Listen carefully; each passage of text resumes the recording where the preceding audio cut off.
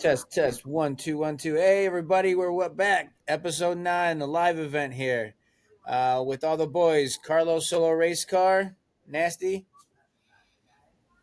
What's going on? Southern nasty, nasty. Remy, Remy Run Dog. and Matt then Apollo. Matt Apollo and the crew back here. We're doing a live event here where we're going to talk about some topics that we want to cover. First and foremost, we're going to talk about some new bags that came out that you do or you don't want to know about, but you're going to find out. Next, we're going to do teams that are under over, some that are playing where they should be, some that maybe aren't. But we'll go over that in a little bit. And then last, we'll be going over the signature event that's going on this weekend right now as we speak. And we'll talk about that a little bit later when hopefully more of you come on and get to chat about it.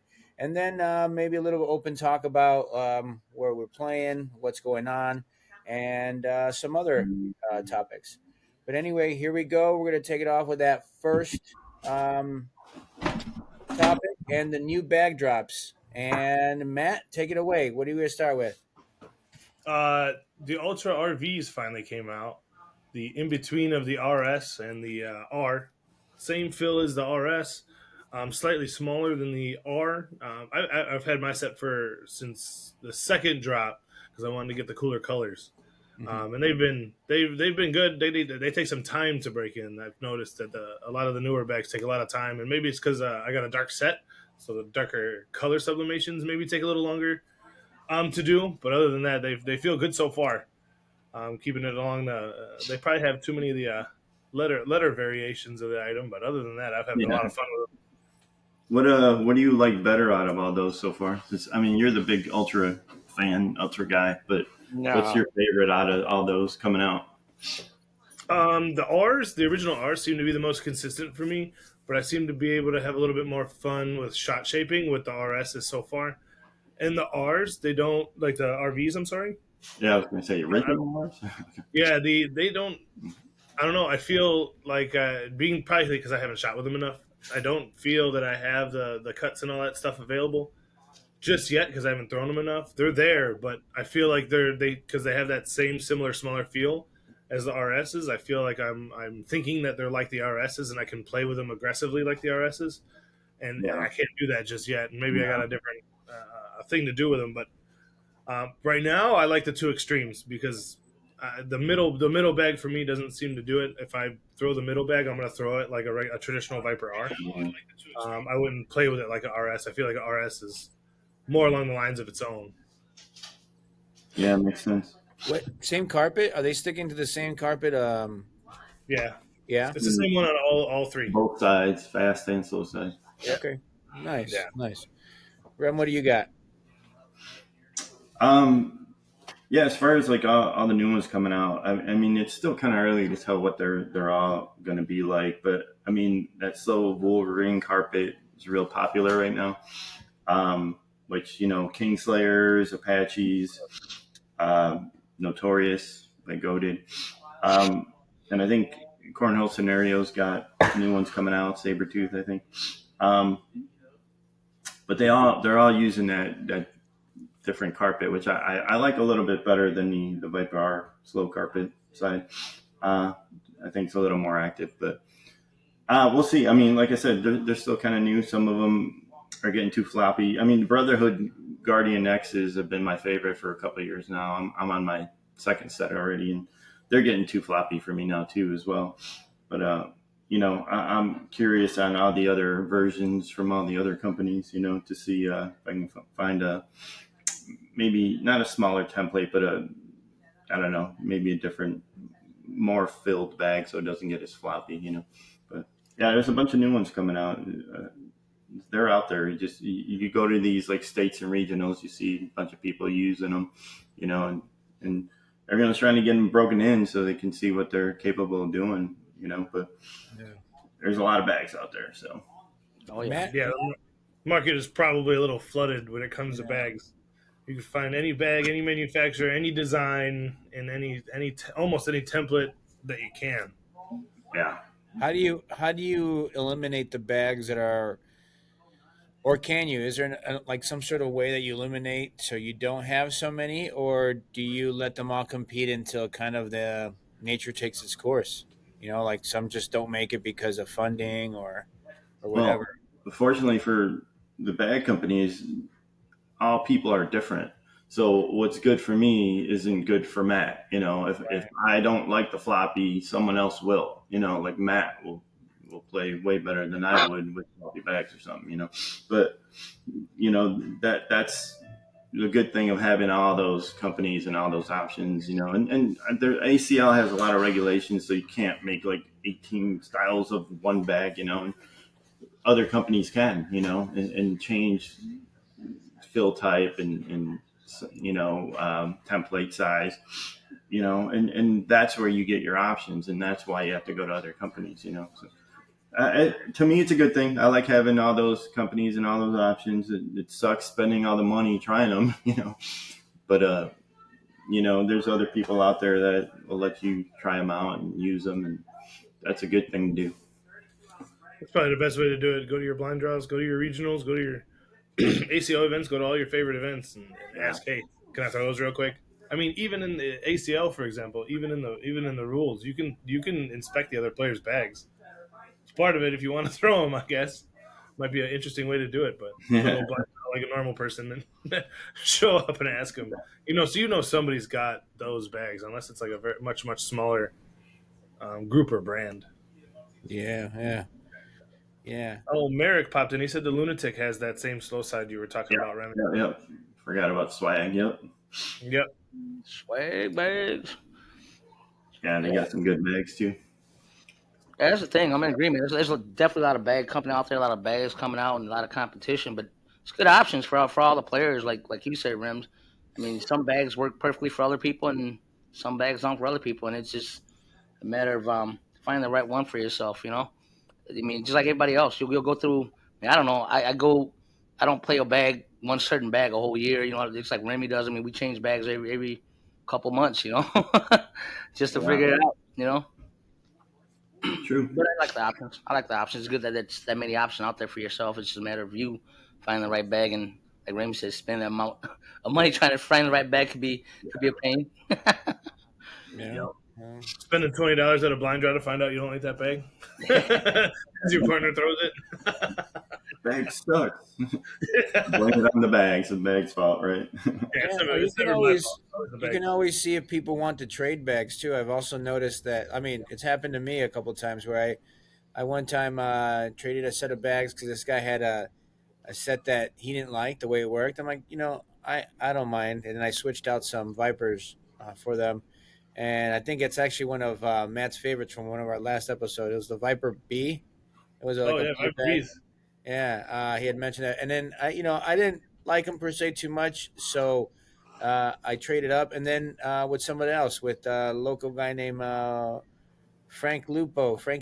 I traded a set of bags with him, and I love them. I got Brotherhoods, and I never played them before until then, and I really enjoy those bags. Mm. I found like Remy when we ran the regionals. Those we were throwing Brotherhood Guardians, weren't we? Yeah, X's. Yeah, they felt. Don't get me wrong, they felt pretty good, but they had a little bit of a bounce that I wasn't used Yeah, to. That took a little bit of adjusting to get that done. that's part of it. Like everywhere, it's like you got to learn boards quick too. I mean, even now you go out to McHenry Woodstock, they got all new boards, and there's a learning curve there for us. I feel like um, you have to figure out what throws best out there, and then bring that type of bag. And same thing, with the new club over here in Streamwood, they're on new boards too. But you got to figure out what works better out there and kind of figure it out quick, mid game. I compare this a lot to bowling. It's the same thing. Different houses, different lanes, different bowling balls. Yep. You got to learn what's good where.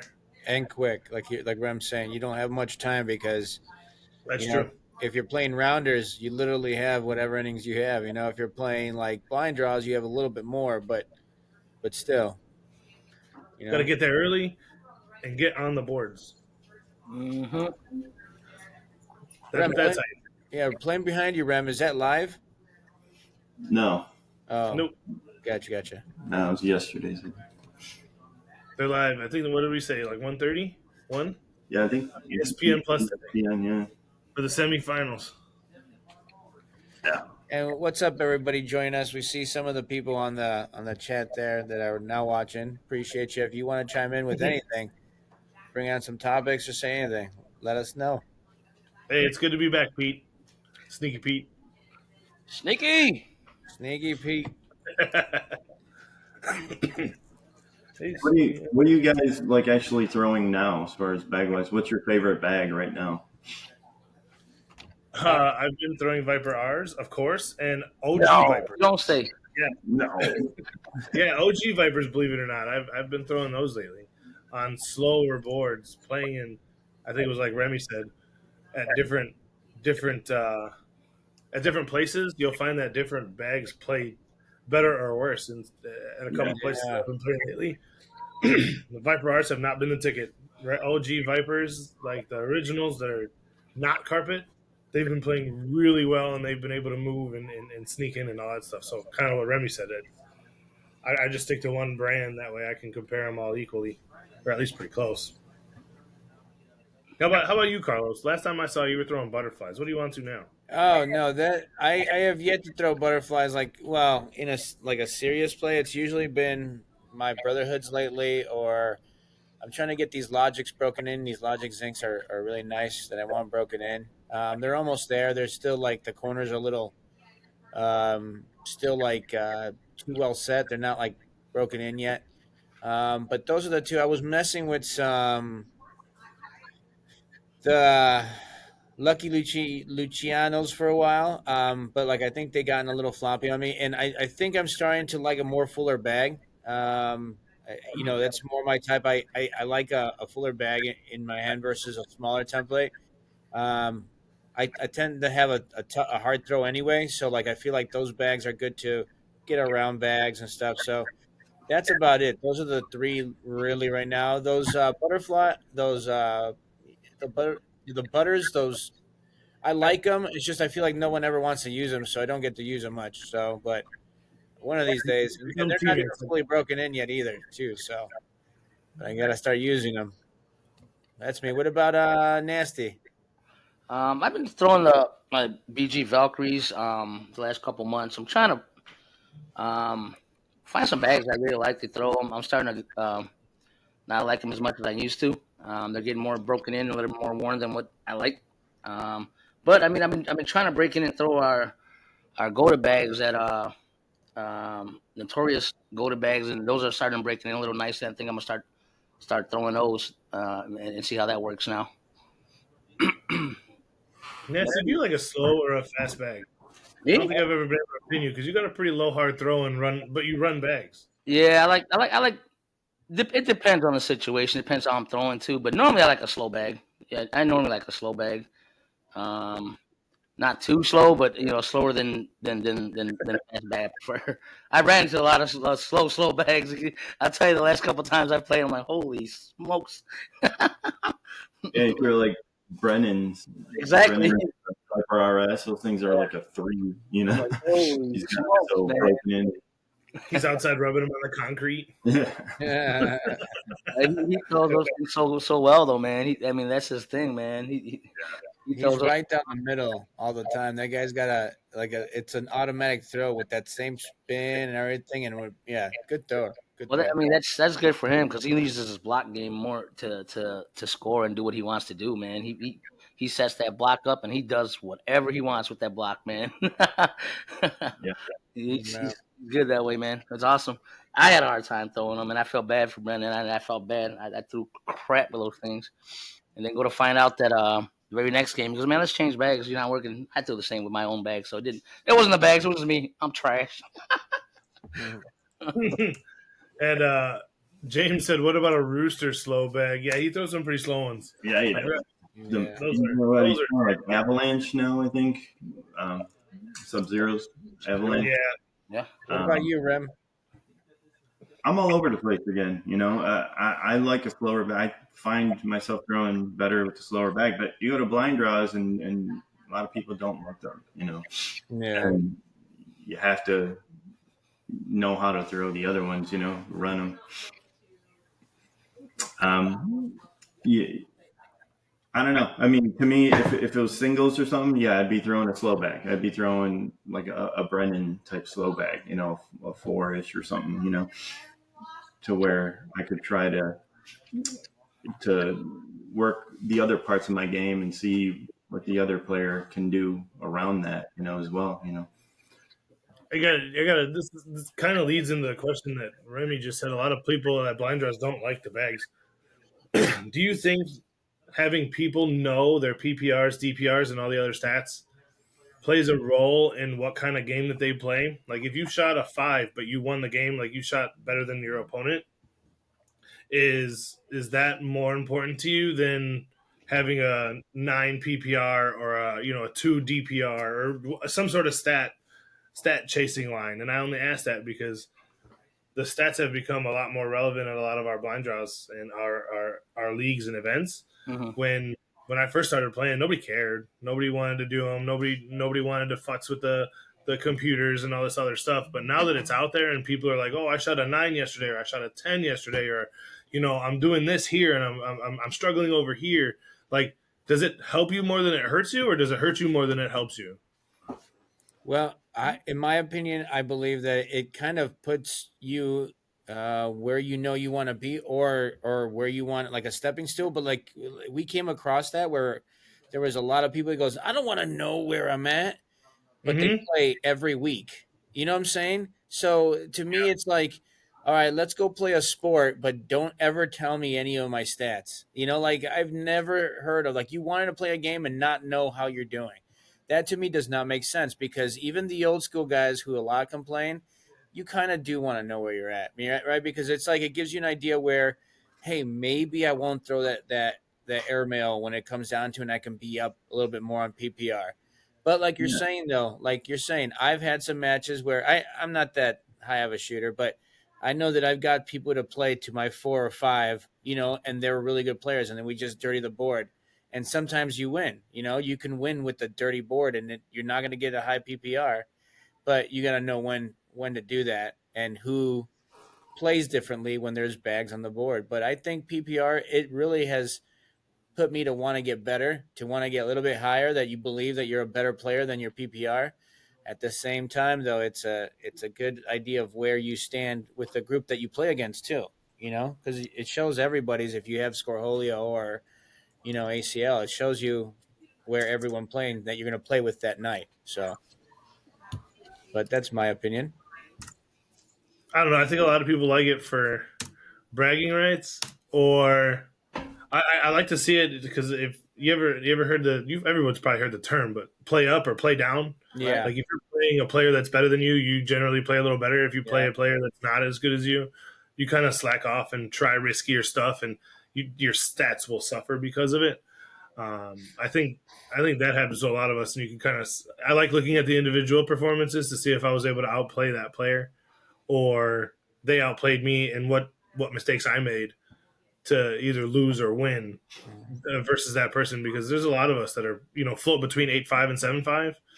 What's really going to separate an 8.5 and a 7.5 unless you're on the polar extremes of that? Two players at an 8, what's going to make one better than the other? right. One Yeah, shot, yeah, an inch. yeah, it ain't going to be much. I agree. Could be But yeah, anything. it's fun to watch that kind of stuff and see people get involved, especially since way back in the day it didn't exist. It existed, but nobody cared to do it. And now we all, at any blind draw you go to anywhere around the area, anywhere in the Chicagoland, it's all tracked. And it's almost, even if there's a selection to do basic scoring or score magic or ACL scoring versus basic ACL scoring, most people are selecting the tracking version. They Mhm. want to, everybody, I feel like everybody secretly wants to know. Of You may not course. brag about it, but you kind of want to know. Yeah, yeah. You stay quiet, and then if you slowly start getting better, especially for the ones that you can notice. I mean, you notice the people that get better and better as you go there. I mean, we know that, like, all of a sudden they start playing better, and they're gonna want to know, like you're saying, it's a self one, or do you know that, damn, I gotta be better at this. Especially if you're going to the weekly events and the twice a week or 3 times a week. Why wouldn't you want to know? And like I said, I just remember seeing it firsthand, and then the big uproar. Oh my god! and now it seems like people are like, hey, oh, I get the court's assigned. No one's telling us where to go, or like that we have to go get our people. It just the technology is amazing. I like how it makes everything much easier and smooth. Ken made a good point. Ken Rhodes made a good point.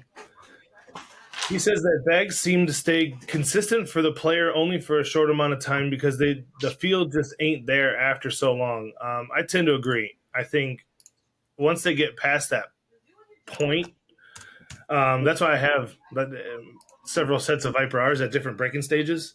So once that one's done, I got one lined up that's pretty close to where I want it, and then I can run that until that one's out, and I start the next break-in process. Yeah, I think that's why I have multiple sets of the same type of bag. It's like you love their certain lifespan between a certain point. It's like once they're broken in 90% to when they're broken in to 115% or whatever, and then they become too floppy or they become a different bag basically. And they're not doing the same thing that they used to be doing when you had them in their sweet spot. So I don't know what you call that or whatever, but I think, people trying out new bags and get, and only try them for like one match or something, and they're like, oh, these bags suck. Well, maybe at that point they did, once you broke them in to a certain point and they became, versatile or whatever, or active or something to the way you like them, then you would like that bag. But I don't know. It's pretty hard and it's kind of tricky to find a spot, for a certain type of bag. Hang on. Hey, Trace, thanks for the best wishes. Appreciate it. Glad to be back. Art put DPR and winning percentage is the factor. PPR is like a long drive in golf, like a drive for show, Thanks, and then Nasty. putt for dough. My dog heard your dog bark. Sorry. So if you guys hear the dog bark, I apologize. There she goes. The fun with running lives. But reiterate again, Art put out DPR and winning percentage is the factor. PPR is like a long drive in golf, drive for show and putt for dough. I mean, I can kind of see that. Everybody talks about PPR. I got a 900 PPR, but your DPR is 0.2. How much are you helping the team at that point? If your DPR is much higher, that means you just outplayed whoever you just played. Granted, you'll need a lot of different styles to compete DPR because nobody throws the same. Orlando, I like that one. Well, here's a good question then. In your guys' opinion, how long is a bag good for? Season and a half, maybe 2. Okay. Depends on how much you play too, and how much you broke them in originally. Right, how much you're playing too. It's different.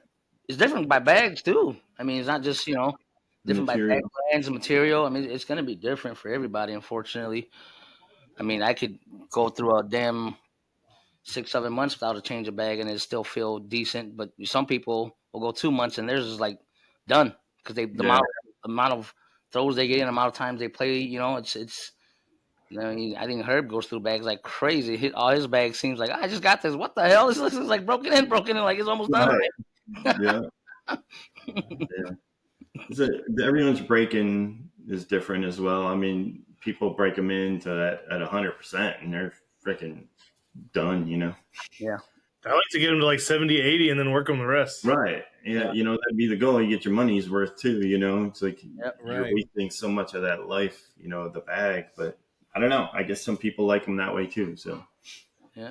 Sometimes you go 100%. You break them in too far. Yeah. You overdo it. If you do it slowly, like Ren was saying, like get them to 70, 80%, then you kind of get to the to that 100%, and then all right, this is the prime stages of this bag. It'll never get better than this. How do we break in bags? Toss sauce, throw them in the bathtub with a fish tank pump, let them run for an hour or 2, dry them, and then throw the rest of it away. Maybe do one more break in after that, depending on how they feel. How about you, Rem? What you do? Yeah, like James just said, they're throwing or chemically. I mean, it depends on material. I mean, a Viper R or even the new Wolverine slow carpet side. I don't like any chemicals on those because it breaks them in too much, I think, and you kill a lot of life out of them. But other bags that need the work, that take forever, a Viking type bag, if you did that throwing them, have to be like your only bag you're using for a year, to break those things in, depending on how much you play, of course. But it depends on the material and stuff. Some materials need help, and some I don't even bother. I just throw. My Brotherhood Guardian X's, I just throw them. I don't do anything to them. Viper R's, I don't do anything to them. I don't want them too floppy. Like Orlando said, once they're floppy, I don't like them. I'm the same way. It's like I feel like I lose accuracy when they get too floppy. If they move around in your hand when you're throwing, that's gonna get you inaccurate to me, I guess. But that's what I do. Yeah, some people. Well, Jonathan Torres is saying breaking them organically. I like doing that too. It does take some time, like you guys are saying. Some take forever. Like I feel like those logics I've been throwing organically, but I don't play with them a ton though. To say that I'm breaking them in, but Right. it feels like they're taking some time to break in. But I have done some of like my Viper R's, the one set that I did buy long ago. I did toss sauce them and then did the water, and then I ran them through the dryer with no heat. And I feel like after doing that twice to them, they were ready to go. But I do feel like you get to floppy faster. But yeah, I mean, it did break him in quicker. It definitely takes away, what would you say, 200 throws from your bag, maybe? I don't know, by breaking them in that way. But then again, like you're saying, if we're switching every 6 months, what does that matter anyway? You're not getting too much less of a use of a bag. Yeah, I mean, you get the two opposite ends. I mean, like Orlando just said, he uses half the recommended amount of toss sauce and twice the soaking time, which is probably great for him and his style. But I've seen a lot of people that toss them multiple times, at least twice. And depending on which one it is, yeah, whether it's nuke or whatever, or whatever. I don't know level they're doing it to. That's their style. So I mean, it's good to have the differences. I mean, if you have multiple sets too, and you want to use that set tonight, and you're gonna do them twice that weekend and get them ready for Monday, go ahead. Yeah, yeah. I know people who have told me they sit there and they like watch TV and they need the bag Yeah, they like need- in their hand. Yep. Get some corners. Yeah, that works for you. You know what I mean? You're not wasting your TV time, I guess. Yeah. I don't know, Matt. Can you play a game of Call of Duty and do that at the same time? I don't know if I can lead with my feet. I could probably do pretty good. I don't know if it would work the same. Shit. Your big heel. Just start. Yeah. That's funny. I mean, that's an idea. Multitasking. Yeah, it is. Well, yeah, that's true. No, that's why I let the pump do it. I throw the pump in the water. The pump circulates the water, moves the bags around. It does good for what it is. It takes time. It takes a lot of time. Yeah. What up, Mojo? Mojo in the house. Wow. Mojo. How's the vacation? I'm sure you'll tell us all about it when you get back. Yeah. Yeah. Hey, we brought up Rooster and his bags not too long ago. Congratulations to him. I saw him taking one down Friday night, walking it to boot. So good job, Rooster. Rooster? Yeah. Speaking of that, how do you guys feel about Ghost? Not whether it should or shouldn't be allowed. That's not what I mean. Yeah. If I'm Ghost, I hate being Ghost. Do you? Like I'm there to socialize, have fun, high five, the whole bit. But if it's just me, that's kind of hard to do. How do you guys feel about if you are selected as Ghost? I play better Ghost. I love playing Ghost. And it's got nothing to do about it's something to do about having to worry about the guy on the other side, where I don't have to worry about that, whether they're great or better than me or not. It's now I don't have to sit here and worry like I'm gonna shoot a 2 and get him pissed off, because I'm trying these risky shots or whatever, and so where I just can play and not have to worry about that. I like playing singles too. I don't mind the walking. I don't mind swapping sides of the board. I like that. To me, that's more of a challenge and it's more exciting. And I get into doing that, and that's more me. I think to where I can pick the bag I want to throw that day too, and not have to worry about the other person, and to where you compromise and I give a little to get a little. So That's a good point. Yeah, like Jeremy Snowgrove time is going. Jeremy twice the payout. Yeah, that's a good part about Ghost. yeah, Yeah, that's big. that's definitely a good part about it. But Jeremy, you're twice as good as most of us. Yeah. Just saying. Yeah. A little bit. On that topic, I kind of lean on piggyback on Remy thing too. Not that I'm that great anyways, but I prefer to be a ghost just because so I don't mess up my partner. I don't have to worry about if I throw a bad shot, I'm playing my kind of game that's not conducive to what he wants to do on the other end of the board. This way, I feel like if I mess up, it's on me. I don't mess anybody's night up, and I know not to move the way it is a blind draw. You go in there knowing you're gonna get a partner, but sometimes being a ghost is just fine for me. Like I mean, doesn't matter how many good players show up, bad players show up. I feel that whatever happens, it's on me. I mess myself up, and I don't feel like I've let anybody else down. That's what I feel about. You know. Yeah, for sure. I don't know. If I wanted to be Ghost, I'd go play singles. Yeah, but no one does that around here. It's So like, what is the other option? Not to let that 31st player out or whatever it is, the odd guy out, or what? Oh no! I wasn't diving into whether there should be rules in place for that. No. How did you feel about doing it? I mean, everybody gotcha. kind of I runs gotcha. that part their own way. So Some places make you pay double. Some people do this, that, or the third. No. It's a thing. Like I don't want to do all the walking. Johnny made a good point. You don't have to pick up the bags. Somebody will have them picked up by the time you get there. I mean, there's pluses. Don't get me wrong. Mojo said it's boring. I mean, it can be. You don't have anybody to play off of. You don't have somebody on the other end backing you up, or somebody else to look at the bags for you, or something like. There's pluses and minuses to it. And at the end of the day, most people are like, you could control your own destiny, which is 100% true. If you shoot like crap, it's your fault. If you shoot good, again, it's your fault. yeah. So I get that part too. I when I go to a blind draw or something like that, I want a teammate. I want somebody that I can high five and talk about the food menu with, or order a beverage with, or whatever kind of network. I'm in the butt. I gotcha. Yeah, you know what I'm talking about. It's baseball season. Good job, buddy. Wait, we just lost. Why are you slapping me in the butt? Give him the good That means game. it's okay. That means it's okay. Give him the good game. No. Make sure you say good game though. Mhm. Yeah, as long as you say good game, there's no questions. I know it's 2025. Exactly. That's funny. So what now, boys? well, here's another topic. I think offline we were talking about it, Matt. What do you guys think of round limited as well? That's a big topic because For a lot of people, I think. Here, let me go for it. Just Matt. Go ahead, Matt. no, go ahead. It was a general question. You could run it. Oh, okay. No, I'm like I said, everybody's got their preference. I'm not a fan of round limited. I know there's a couple players locally. I mean, you even posted. I think Seabass posted about that. Yeah, I feel like it's not a full game, man. If I want to win, if I want to lose, I want to get to 21. Sometimes it's good for people that are good in those round limits. Like obviously Eric Davis, the best at those round limited games, and people enjoy it. I don't like it.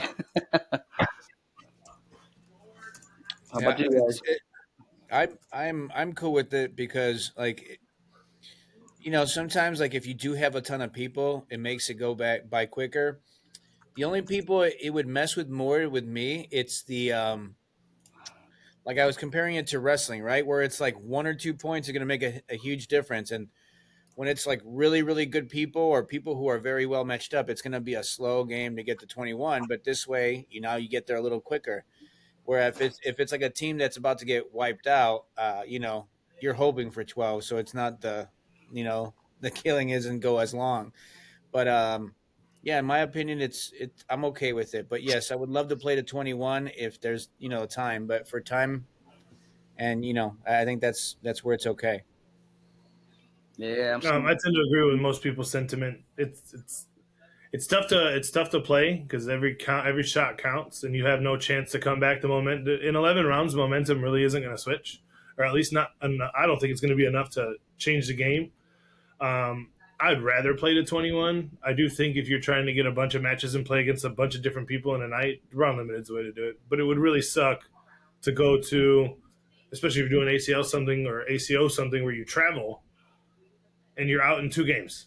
You know what I mean? Or you play your rounders and then you're out in bracket in 2 games. You know what I mean? And that could go pretty quick. You throw 22 rounds and you're already on your way home, or 24 rounds, you're on your way home.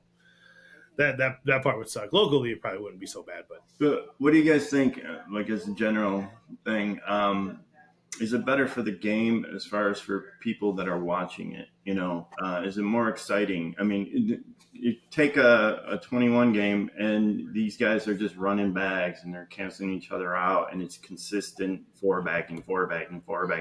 You see a ton of people nowadays shooting 11s Right. like nothing. You know. Yeah. Watch any of these, you know, opens and signatures and whatever, but just watch them all. They're freaking hitting 11s. Yeah. You know, everybody is, and it's just like, at what point do you change that and make it more exciting? You know, I get it. It's like in baseball, you have the 1-0 game. People think it's boring. You know, for 9 innings, it's fucking a pitching duel. It's boring as fuck. Or is it, you know, do you compare that and get it exciting? And I just watched Gavin Cano and Soto come back, you know, in the last round, you know, to score 4 to fucking take it in the end. And it was, to me, an exciting fucking ending. I was like, oh shit, he pulled it off, you know, kick-ass block, and he made the other guys, you know, do something different.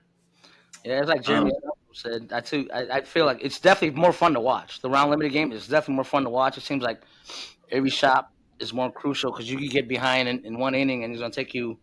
Now you got to really work because you can't fall way much more behind in that in a round limited game, you know. Whereas a full game you grind, but it's definitely more fun to watch. Like Jeremy says, a little more frustrating to play, but a lot more fun and entertaining to watch a round limited game versus the other format.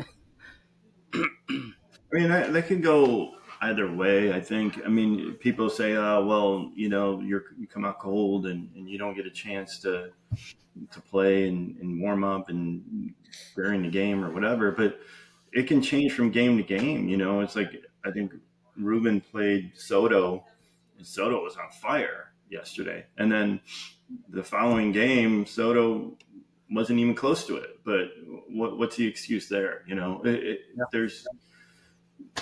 You know, it could change in a minute from one person to the other person. You know, Yeah. To me, I think it's exciting. I like it. I like that style of game. It makes you do different stuff. It makes you be more risky. Yeah. I don't know. I'd rather play to 21. I think the round limited stuff, I feel like it's more for either time or TV. Yeah. Yeah.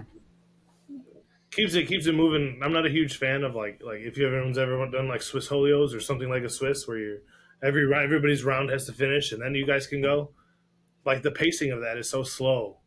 It's everything's just so slow. When you do something around limited or something like that, everything's a little quicker. You stay in the rhythm. You stay ready to shoot all the time, and that's just because everything is so fast. Your games are over in 11 or 12 rounds, and no matter what, it doesn't matter what the score is. So it's already over.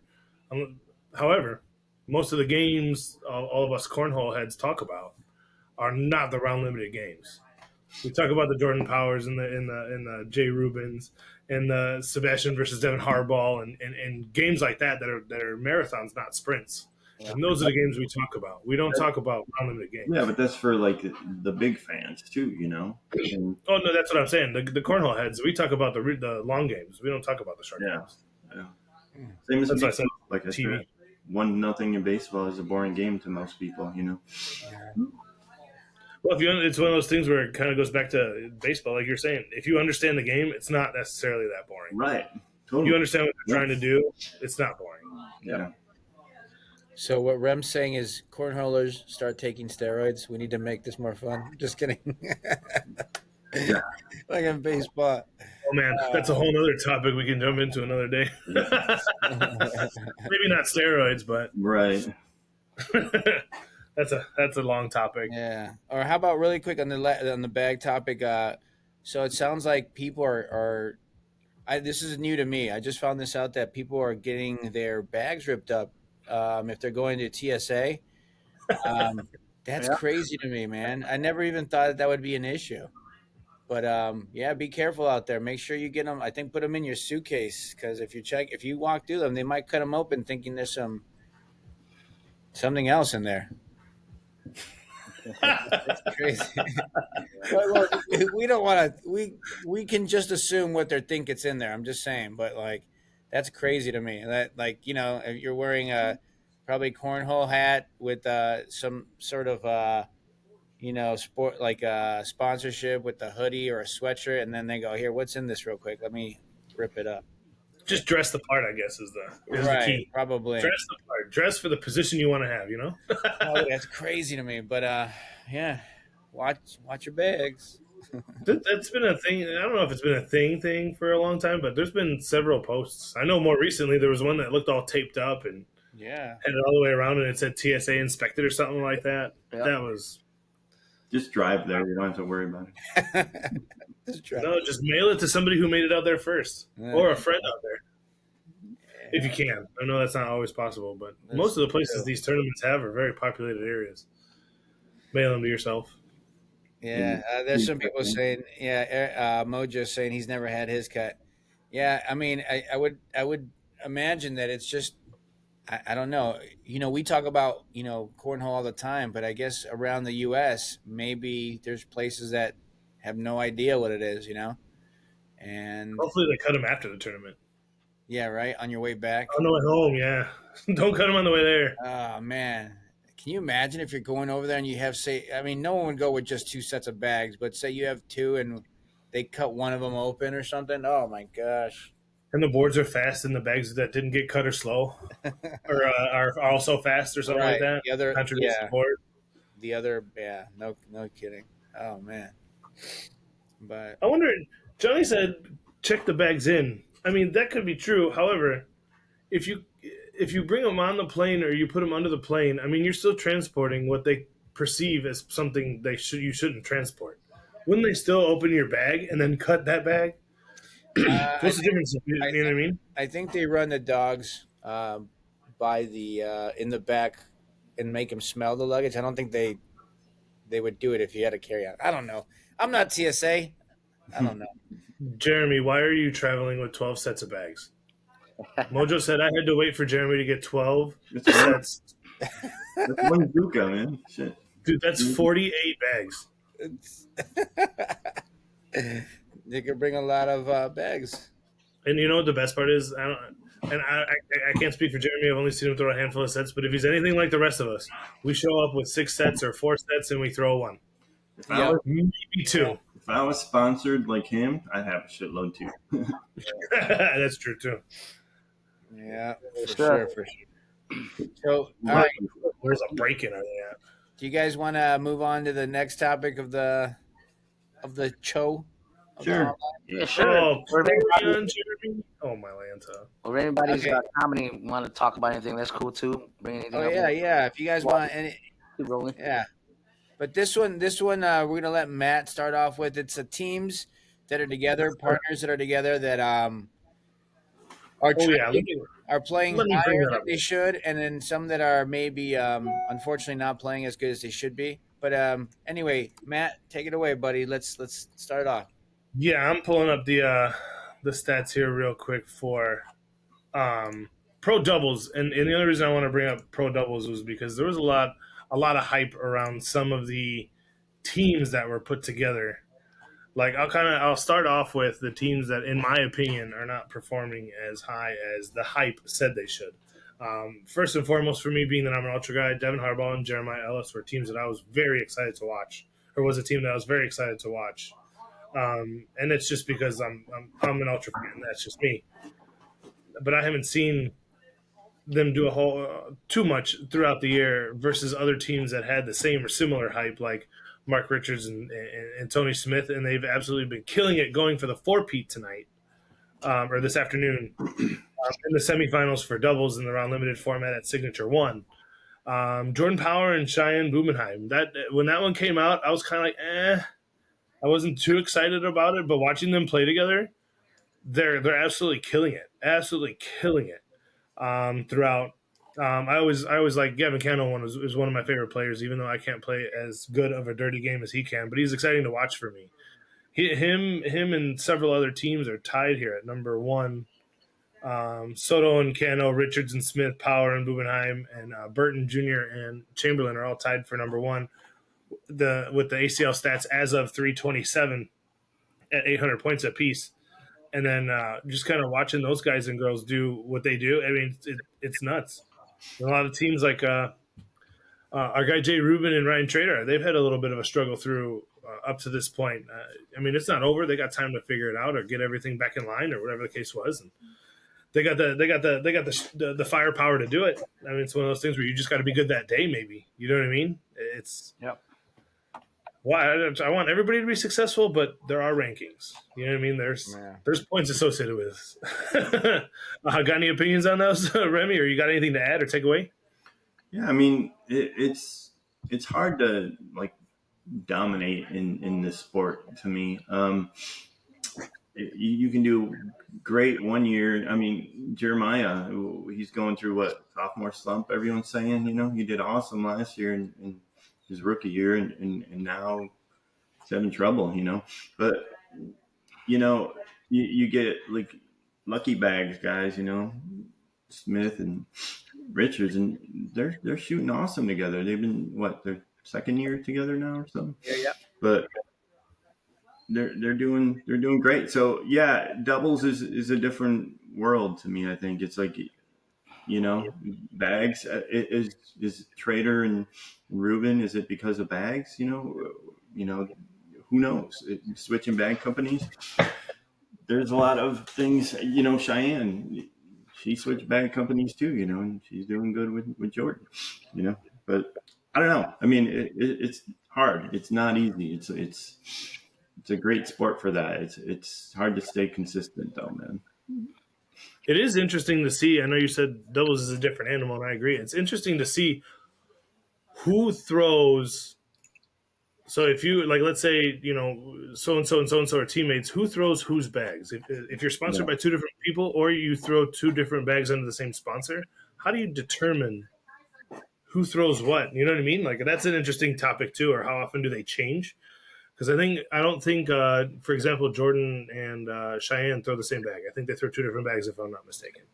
But where's the compromise? Right. You know what I mean? And who's willing to compromise and figure out what, make the adjustment, I guess would be the term I'm looking for. Make the adjustment to what works for that team.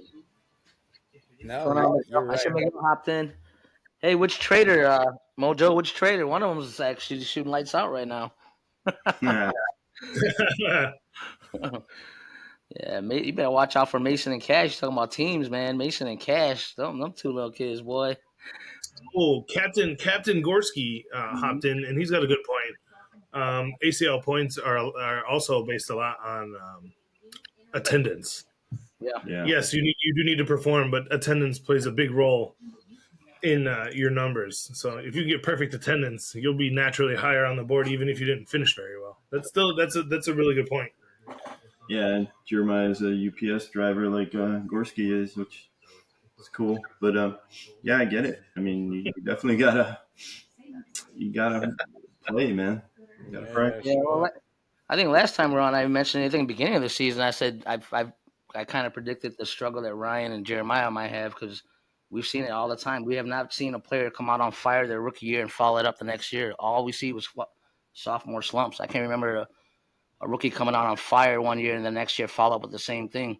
And I think last time I was on, we were on those way back when. I said, hey, man, I think Jeremiah's going to struggle, and I think Ryan's going to struggle just because of the sophomore slump. And Ryan almost proved me wrong. He came out hot the first couple months up to December. He was winning a lot of tournaments. Him and Rubin actually won the first right of the year, if I remember. Yeah, they won the second one. Yeah, second open and doubles. yeah, yeah. And like Ryan was shooting good, I think, up till December, and lately he's been struggling to say the least, man. For a guy that we've seen live when we've seen him live and at Badgeland or wherever, and a guy was just lights out. For that to change all of a sudden, I'm not sure what Yeah. happened. I'm not sure what happened. Here, Jonathan Torres actually got a good point here. Most importantly, what do you do when you win a tournament with your non-sponsored bag? You know what I'm saying? That's also a big point there too. Like say now you win. We're talking about different bags, but if you win and it's not the bag you normally use, do you not pose for the picture? I think they pose, but I usually don't see bags get held. Yeah, This is And true. at the ACL level, they usually don't hold their. I don't. Do they hold their bags in the ACL? I don't. I Well, don't think so. They unless hold they're both their hard. sponsored. Unless they're both sponsored, probably. Huh? Yeah, that's true. I don't yeah. know. I'm not sponsored, so I don't really run into that. But Well, I mean, Yeah. you see Richards and Tony Smith are always holding their bags up when they win, and they've been winning Yeah. often. We've been seeing it a lot. So, Jimmy's got a good point. If you're both sponsored by the same company, you hold up the bag that you throw. yeah, okay, that makes sense. See, from a sponsored guy, he would know. We're not sponsored. From a sponsored guy, we would know. Yeah, Gorski said they hold their sponsors the sponsored bag. Yeah, that's what they get paid for, you know. Yeah, they got to put the brand out there. Yeah, Yeah. sure I mean, do. that's the whole point. Every company should have brand ambassadors, and that's just me. That's a totally another topic, but use the people you have in the field to sell. I'm not saying that you should have 7 people within 10 miles of each other doing the same thing, but you can have a couple per state or something like that, or depending on the amount of cornhole in the area. I But think that's they could base it loosely off of that. yeah, but then you're right. But then that's more money they're gonna have to pay out, and I don't know if cornhole has that type of money to pay someone to unless you're talking about your player is also a rep. Is that what you're saying? A player slash. Yeah, the players are supposed to. In most brands, the players are the reps. Oh, What I'm saying is like brand ambassadors would be like all 4 of us sell for a living. That's whether we do it directly with a customer or not. That's what we do. yep. We move product. So we would do the same thing for that bag company. We would get the bags at wholesale price, and they're like you'd purchase them to sell, not to keep. I see what you're saying. You know what I mean? And then if you'd lose your money, I mean you front the money to get the product, and then you move it along to the people in your area. You know what I mean? Yep, yep. If you get one Lucky Bags guy in the area, which I know we got Jake Fisher, and he's awesome at advertising and putting up, what bags he has and throwing down the toss sauce and, doing things along that line. Like he's probably one of the better people I see on Facebook doing that. I agree. But you don't see anybody else doing it. No Titan people, no Ultra people. Like Ultra recently started coming out with discount codes again. They didn't have those for years. Because I was always looking for because I was always looking for the latest and greatest in whatever came out. But they just started coming back out with that again. And then, again, they go through their pros. They don't go through their local people. Preach. I don't know. I think brand ambassadors would be huge for a lot of players. Like Swag Bags has a lot of people in the area that move bags like Stover. Stover's in the area, and he does a pretty good job of putting things up and, what's coming in and where he's going and, touching grass outside of the area. Like that's what a brand ambassador is supposed to do. They're supposed to bring light to their bags, light, and it's a individual branding too. That person can grow themselves along with your brand with it. If it works, it works, and then you kind of just review it after a year or 6 months or some sort of program in place to be like, hey, you're not moving any bags, so why would it doesn't make sense for us to keep doing this? I'm not saying you have to have quotas, but you can call it a performance report or whatever you want. Yeah. Yeah, there's a ton of who was it? Logic. Yeah. Who throws Logic? Lupo, Jeremy, Yeah. David Moritz, and Ashley. They all throw Logic, and they throw them everywhere. And if you're partners with them, you got a pretty good shot of throwing those bags, which gets your hands on a Logic bag, which gets you an opportunity to see how they play for you. And just like the rest of us, whatever bag we're successful with, that's probably going to be the one that we purchase. Yeah. You know what I mean? That's how I look at that one. That was Sorry, I got off on a little bit of a tangent. Hey, No, preach, it's preach. a good thing to support your local guys too. You know, I mean, I bought some for Lupo and Snowgrove, and you know, just to try them out too. You know, it's like it's a good thing to help these guys out, the swag guys around here too. Yep. Yeah.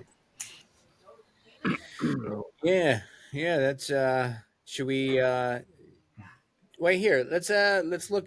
Well, thank the people that are actually watching and going through this with us. Yep. Jeremy, Tom, Orlando that keeps on jumping on and off. Check your Wi-Fi, man. I'm just kidding. He's watching on the road, okay? Yeah, he probably is. Mojo and Jonathan. Yeah, thanks for commenting. Yeah, we got This is 15 in the stream. All right. yeah, exactly. We're keep Yeah, it going. Yeah. Yeah, Merrick. Yeah, all the other guys out here. Thanks for participating. So, guys, what do you think? The next topic, or should we? Move on? Okay, Ooh, what you got? What's the next riveting topic in cornhole? the signature event that we've been kind of talking about a little bit. So let's talk about the signature event that's happening in Fort Lauderdale, Florida, this weekend. We know some people that are out there, and it's the doubles champs this time were Richards and what was it? Was Smith? Tony Smith? Yep, Tony Smith, Yep. Eamon Cano, and Sammy Soto, Jordan and Cheyenne, and I forgot who the last one was. Was it ACL? Well, that's just the final four, right? Right, bracket winners. Bracket winners. So I think they're playing today live. Oh, 1:30, right? 1:30. Is that what we said?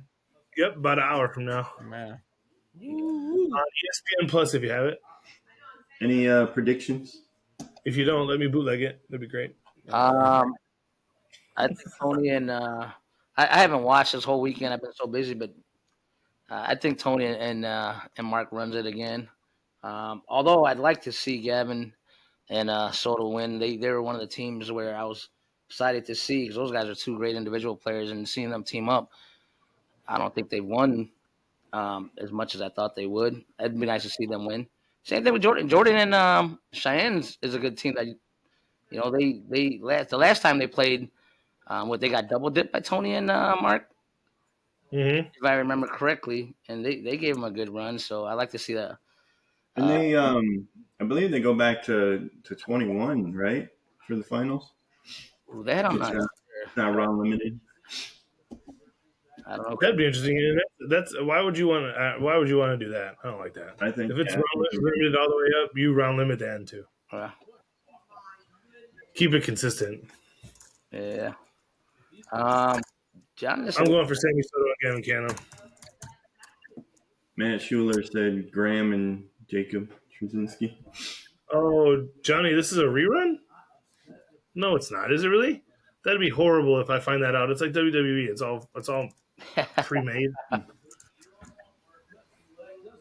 Don't do that to me, Johnny. Don't play with me. This better be real. Great. No, it all goes down today. It's not pre-recorded. I mean, yes. Man, that's ruined cornhole for me. Yeah. Yeah. The doubles. I think to this point. How did I forget? Jamie Graham and Jacob Trzynski. Yeah. Nope, so I was wrong. Tony Smith and Mark Richards, Austin Kipple, Logan Dupler, Sammy Soto, Gavin Cano, Jeremy Graham, and Jacob Trzynski. Jordan Power and Cheyenne Bubenheim did not get there. I just kind of expected it, I guess. That's funny. Yeah, 1:30 Eastern or 1:30 Central, ESPN Plus. El Ocho. Yeah, That's on funny. the 30th. I don't know. Gavin Cano, Sammy Soto. That's where my money's at. Put on there. They should be a good money to get on there and bet on them. I don't know. Tony Smith has been a walking highlight reel. So why are you Like betting against them? I don't know, man. I don't know. I don't want him to win. I mean, I just don't want him to win. There's no it's not like anything weird, but Where's It's literally kind of like people watching, NFL or MLB or NBA my where one team's favorites? winning all the time. Yeah, Yeah, yeah. it's not fun to watch the same team win. I I'm got waiting for my Tennessee's posts. I haven't seen any posts yet. yeah. I'm if it's not my team, I'm all about people breaking records and doing great. Like I really am. Like at this point in my life, it's like, Chicago is always like hurting for a championship team, right? So like when you see cool stuff like we were there for Ovechkin's when they were playing the Blackhawks, we were there for his 800th goal. And then just this weekend, he's at 893 or something now. Broke I think the record for Didn't most he goals. tie it with Oh, he might Gretzky? have tied it for Gretzky. Yeah, and he tied it, and Gretzky went and congratulated him. So like, I love seeing that stuff, and that's in every sport. So I love seeing like, a couple, baggers that are just on fire that win everything because I know how hard the game is now. So you're like, damn, to be that consistent for that long is pretty impressive. No matter whatever sport you do. But Oh, yeah, that's true. It's a longevity thing to be doing it for that long. I mean, this game is pretty young, so it's not. right, I know, but the way we like people around here though, it's like I feel like we've had a head start because like I mean, people have been, playing games at Dirty Nelly's since 2003, that they brought that up. And I'm like, wow, I didn't know, I think we might have known about cornhole, but there were the plastic, ugly ass boards that were bags made out of, corn and, they would be horrible. And after like one summer, There was so, no regulations. right. And then, how we all kind of got into the league and stuff we're playing is we were playing at a bar with shitty bags. And then after that, everyone got boards. We were at a bar that had a little bit nicer boards, and they were still crap but it was still a bar with nicer boards. And then, I would say within a year or two, everyone had boards. Everyone was doing it on their driveway, and it's cool. So I feel like we've blown up, but I mean, I think the rest of the country is just catching up. Yeah, the big metropolitan areas should be ahead of the game. Yeah. I see Ed checked in. Slushy, Ed, what's up? Good win yesterday at the Congrats. with the from where's he from? Cicero. Chuck G. Yeah, that's Chuck. I'm messing with him. Chuck from whatever suburb city you want to insert. Yeah, exactly. I know where he's at. I'm not gonna say it, so I'm just keep saying the wrong suburbs. It don't matter. It's fun to insert whatever your favorite suburb is. Yeah. Mojo later. Heading to the club. I'll see you in a little bit. I'll be there myself. Oh, he's back, huh? All right. Yeah. Yeah, he was back. Gotcha. Finally got out. Yeah, we all get a second place ruts. If you look at my Scorholio thing, it's all second places.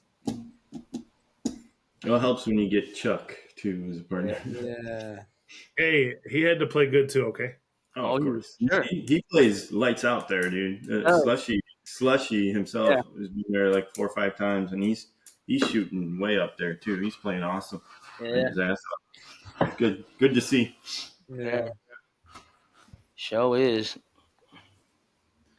Chuck We're too. doing. Chuck's always on the podium. Yeah. Yeah, he is everywhere he goes, and not only that, but you see him everywhere. I think Matt was somewhere. I think where were you at? A Pisc? What? Oh, the Pascadon League. Yeah, that. And then I saw Chuck there when you were filming. I'm like, dude, that guy is everywhere. Yeah, Chuck goes everywhere. Mm. he's one of the captains. You Yeah, get we should.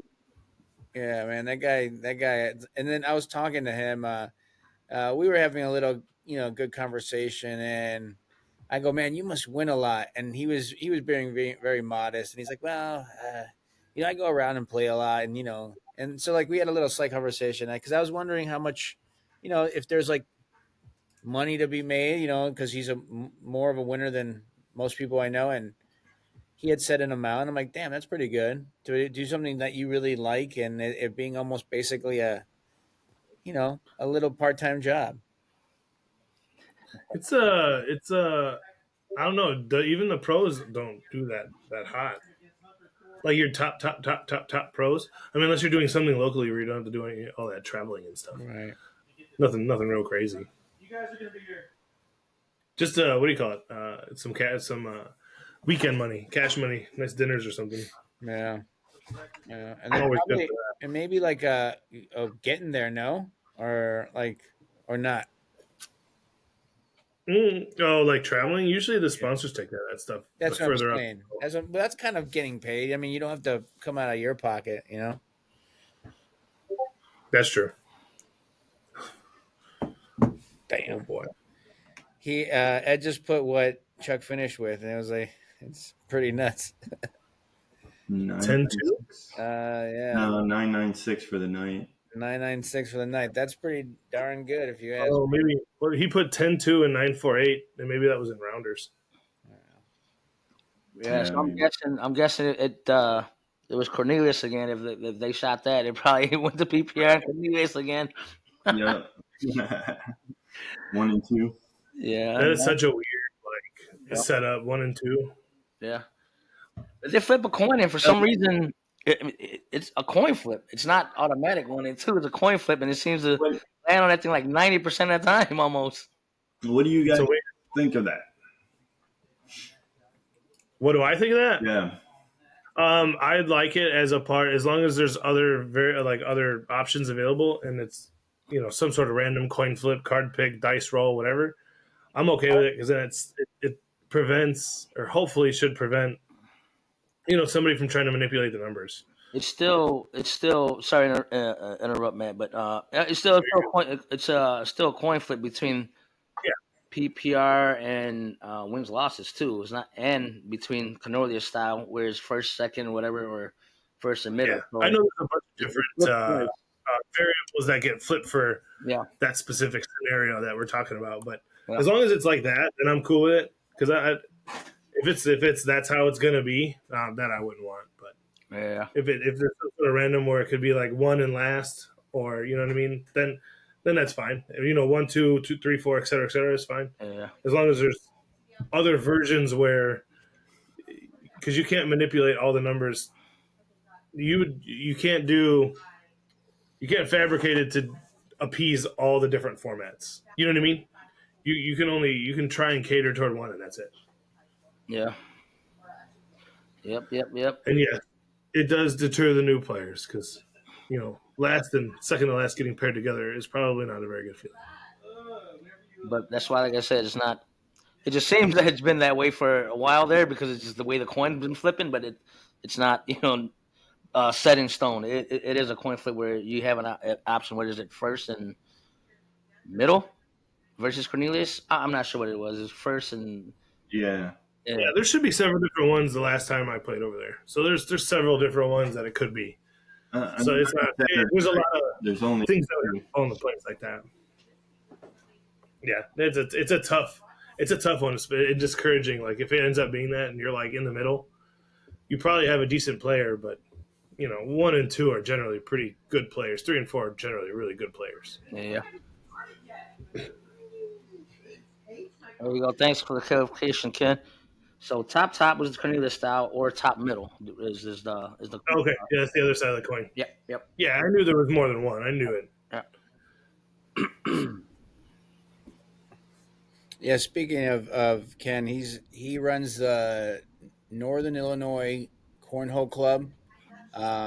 He hosts a Yeah, him and he Mojo. hosts a well with Mojo. Yes, I apologize. So they run a few nights out of there.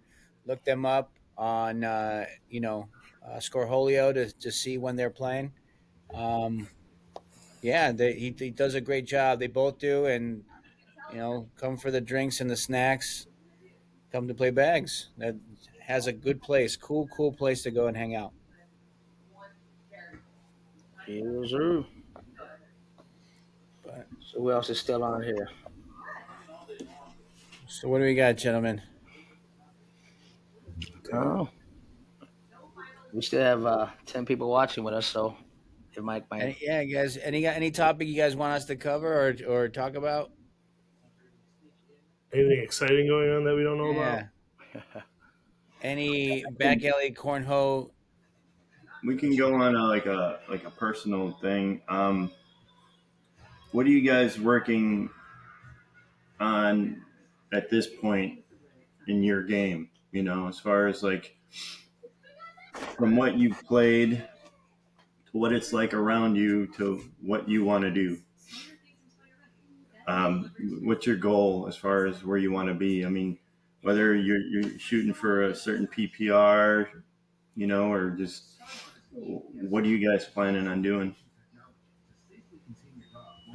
I can start if you want. So I myself am working on a roll bag, and I'm working to try to improve where I can use as. I just don't want to be able to just throw up the middle and say that's my only move. I'm trying to, obviously be able to throw almost every throw and be confident with it. But in doing so, I feel like I'm also losing a little bit of that straight aim. Trying everything else except for going for the basics. But so in my game, I'm trying to improve my PPR, which has been tough for me lately. Don't know why I'm like hit a wall, but I also want to improve in a roll bag or a cut bag that goes from right to left versus not having one. And the airmail is coming along a little better than before. So that's what I'm doing. I'm just trying to improve my all around game where you have an option to throw Well, it. you're like a perfect example, Los, because I mean we're teammates in our Monday Night League, and you know, as far as like our season record, it doesn't show what we're playing. We're kind of experimenting, as far as bags and trying to figure things out, which is fun. But you could tell, like, you're cut and you're practicing it. You can totally tell, and it's awesome. I love that you're doing it. That part is going to hurt your PPR as far as like Yeah.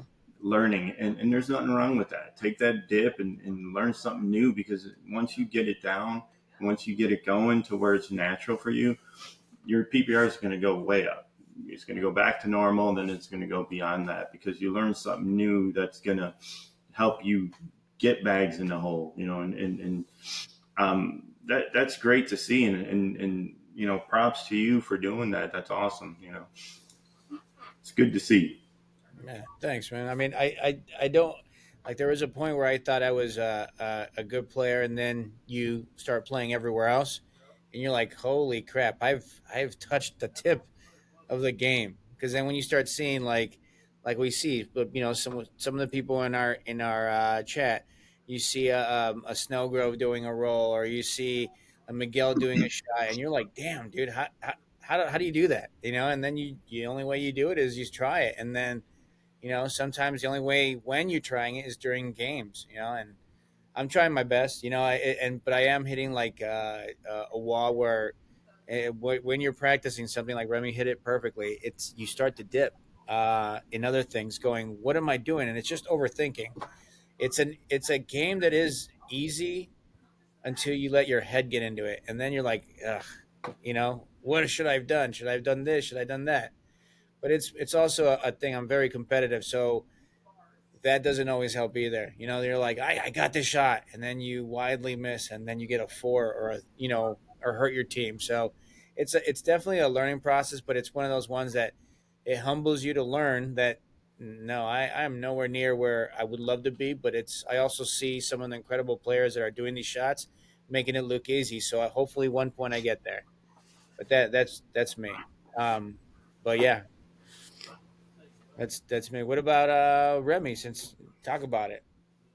No, it's like I like to see. I mean, you see these guys like, I mean, even on here, Jeremy, Miguel, these guys with these super high PPRs, and they're so damn consistent. It's fun to watch. It is. They're such great players, but what I like to watch is when it's not normal, when it's not just a straight race to the whole game.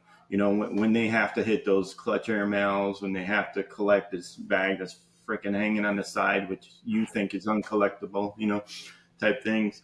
That's what I like to watch. I watch these great players make those shots consistently, and I'm nowhere near that to where that's something I need to work on. I know part of my game is leaving too much on the board and missing those big collect shots and getting that PPR up.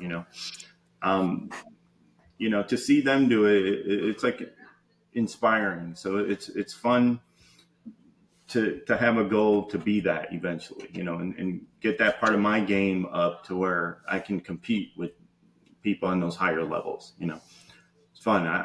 I'm working on that constantly. I'm working on a roll bag to get that consistent, the backloaded one. I got that cut roll that's sloppy as hell and inconsistent, but it works when I need it sometimes. But getting that backloaded roll is huge. And then getting that PPR up is huge. Sorry, I think we're laughing at our last post. Yeah. Jonathan, sorry, that's a good one, brother. I don't know if I want to say it, but that's hilarious. It's I started working on just being consistent and playing my opponent. I think the more we play against all the same people all the time, we get into we know how to play that person. So playing outside of those people is huge. Playing against people I've never shot against before, playing against people that play a different style, that play a different pace. Like this is probably the first time I could ever admit this. Not too long ago, I actually had to change my pace to change their pace to win the game. Like I never thought I'd end up doing that because there's a handful of players that I play that are generally slower players, and they take their time to assess every shot. They get their hand ready. They do their routine, and it's a longer process than some of the ones that most of us are used to, where everybody's just go go go. That bag lands, all right, the next bag's coming. But yeah, doing that and changing the game, and then obviously I want to play for the win. I mean, yeah, PPR is great, all that stuff's awesome. I don't know, win loss column is where I want to be at the end of the day. So focusing on that, playing the game a little bit more disciplined, I guess you can say. I mean, everybody loves their highlight reel shots, their air mills, their rolls, their air mill drags, their rolls where you leave a bag in front, the opponent's bag in front, all that stuff. Don't get me wrong, I love those just as much as the next guy. But I want to try and make sure that the wins come with it. Mm-hmm. So trying to play a little bit smarter, a little bit more disciplined, not go for the highlight reel shots all the time. Talk myself off of a ledge if my teammate's not going to do it for me. True. What about you? What do you got, Kev? I think we need to know what Kev's doing. Yeah. Just trying to work on my consistency again. I felt like not doing as well as I want to the past couple months. I mean, for whatever reason. I don't know. It's me trying to find a new set of bags or whatever the case is. As my numbers have dropped off, and I feel it. Like I said, numbers is good to look at PPR wise, but I don't gauge that. I look at it. Obviously, it's good to know where you're at, but you feel it, right? You can feel it, like if you're throwing good or you're not. And I have been throwing good. I just gotta get more consistent, man. I gotta get more consistent with my collects. I gotta get more consistent with the dirty game. Like it's a lot of work to do, but I'm gonna like Remy said, I'm trying to grind and try to be competitive at these blind draws because we run into a lot of great players, and you just want to get run over. You just want to be competitive. Are you gonna beat them all the time? No, but you don't want to get smashed all the time either. Just try to get consistent and try to play as well as you can and give them a game. That's where I'm headed. Nowhere going. Not going pro anytime soon, but at least want to be competitive when we go out to these blind draws and play against these good players and give the guys the game. Yeah, for sure. How do you guys break your ceiling? Once you guys, let's say your ceiling is a 7.5, 8.5, whatever it is. How do you break your ceiling? How do you get past that? Because I feel like all of us we weren't that great, and a lot of us got a lot better really fast, and then we kind of plateaued. Yeah, we just kind of hovered there. How do you break your ceiling? Well, I mean that's pretty much exactly what I was saying. As far as like that is your ceiling when you can start, because you're missing those big shots, you're missing those big collects, you're missing leaving bags on the board. Getting your numbers up for that reason. I mean, that's it's the same thing as like working out. You hit that, you plateau, and now you're stuck in benching this amount or whatever, and you got to do something different to get past that, man. You got to change the game up a little bit, be a little riskier and start practicing them riskier shots, and get those down to where those are consistent, and that's where the PPR comes, whether you're playing a dirty game or not. I'm playing a dirty game, but you still got to collect them, Yeah. I still got to roll around or cut around and get that consistent. You still got to do that, That's right. And Miguel makes a good point. Steel sharpens steel. Playing against the Chucks, the David Morses, and the Seabasses. Yeah. Steel sharpens steel. Exactly. That's true. Better competition. And Yeah, himself. perfect.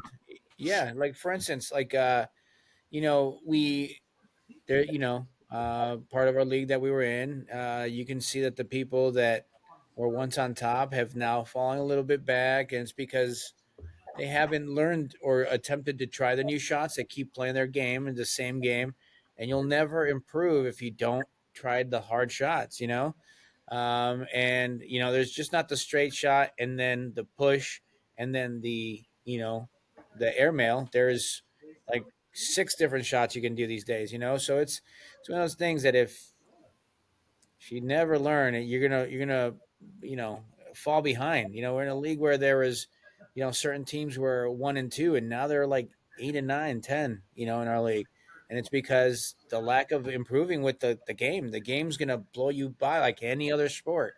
You know, let's go with baseball 100 years ago to baseball now. Or any other sport. It's if you don't start learning the new techniques, you're kind of gonna fall behind.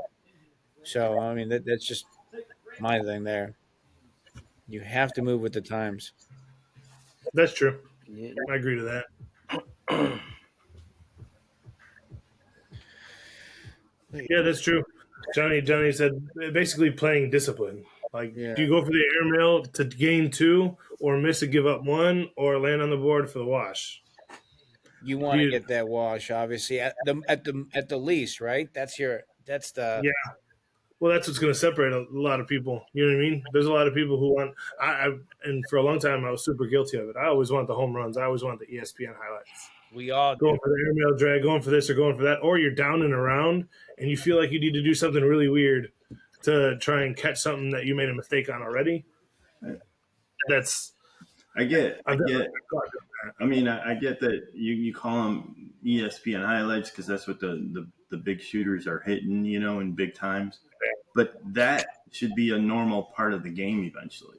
I Right. think, that to where anything back in the day, I got a 4-bagger. Yeah, that was great. And now it's like you should be getting a 4-bagger. If it's an open freaking board, Yeah. you should be consistent enough to be 4-bagging. But those highlight shots should become normal for you eventually. You see all these guys with great airmail collects, drags that are awesome because they keep doing them. They keep trying them. That's what's got to be consistent.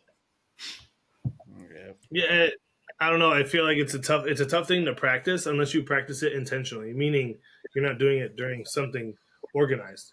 Like, I wouldn't want to do that if my partner on the other end, unless my partner goes shoot it and they're that type of player.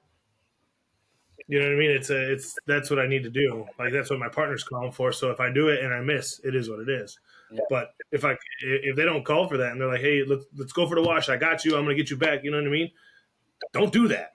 You know what I mean? If you want to practice your airmails and all that other stuff, there's a time and place. But when I got a partner on the other end, I don't want to do that. That's kind of what I mean, especially during something. No, I get it. There's a difference between if it's one of our part-time players or someone that's like Chuck, who's an elite player, who's hitting those consistently. But there's a reason that he is hitting those consistently because he's doing them consistently. He's trying them consistently. Right. And I think that's part of learning that. And are you going to get great at it right away? No, you're not. It's going to take time. Yeah. Yeah. I think we're about an hour and a half in or so. Yeah. Probably call it an episode. We're long. This is probably one of the longer episodes I think we've done. Yeah, we haven't done one in a while, so we're all catching up, and we got. Yeah, that's good. And more than anything, we want to thank the people actually inputting into the chat, so we kept it going here. Appreciate you guys, man. Thank you so much for giving us your thoughts and opinions, and Yeah, for sure. we want to do this more often. We've just been on a hiatus for everything we've been talking about. Everyone is playing, so everyone's doing their own things, um, meaning playing wise. So we're all out there. don't be afraid to come up and give us even some good advice, or like what to do, or like what to put on a show. If you guys have any, come talk to us, man. We love to do it, and we're gonna get back more to this. This is fun. I Yeah, think we're gonna do more of these. So for sure, for sure. Like I said, piggyback on Lowe's. Thanks for everybody that's watching, commenting, adding to the live here, which is awesome. I like seeing that, and we definitely got to get back. We're definitely gonna get back to it much more than we have, and I apologize for the long delay for us getting back to it, but we're coming back. We're here. We outside. Yep. Oh, outdoors is coming. Very excited about that. Leave it on that. and then good luck to some of our poker players tonight. Yeah. Hope you guys do well. I'm not gonna be there, so you guys have a chance to win. I'm I like that. I like that. just messing. Anyway. Oh shit. But yeah, I guess that's a wrap, everybody. Stay tuned. We're gonna come out with an episode here soon. We just have to figure out when, where, why, and who. And then we'll get it out there, and we'll start doing the podiums again. All that fun stuff. Especially if you guys love watching yourselves out there. I mean, that's what we love to do. We love to put some smiling faces on here too. It's everyone. We all need to get propped up, especially if we make the podium. But anyway, all right. I think we're gonna say our goodbyes. Goodbyes already. Solo race car out. Follow out. Nasty out. All right. All that and bar soap out. Bar of soap. Love you guys. Thank you for watching. Yeah. Stay tuned. And my wiener. Low and his wiener. He's proud of his wiener.